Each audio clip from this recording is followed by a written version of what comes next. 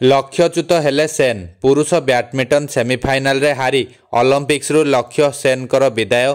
आसंतु जानिबा एहार services खबर विषय।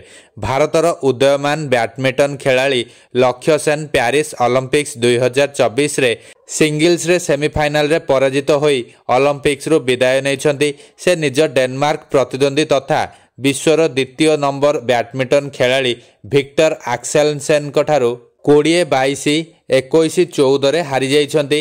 उभय गेम आरंभरू से एक्सेलसेन ठारू आगुआ रहिथिले भी परे एहाकू कायम करि पारि नथिले। प्रथम गेम हारिबा परे द्वितीय गेम रे लक्ष्य भल आरंभ करथिले ओ गोटाए समय से 6 रे आगुआ रहिथिले।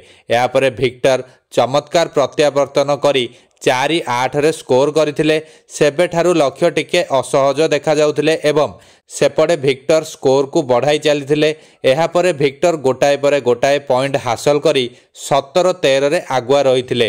एहापरे लक्ष्य आउ फेरी पारि नथिले। शेषरे विक्टर द्वितीय गेम को 21-14 रे जीति जाइथिले। सेमिफाइनाल रे हारी विदाय नैथिले भी लक्ष्य निज चलित ओलंपिक्स रे उल्लेखनीय सफलता पाइछंती। कारण लक्ष्य सेन सेमिफाइनाल रे पहुंची इतिहास रचिथिले।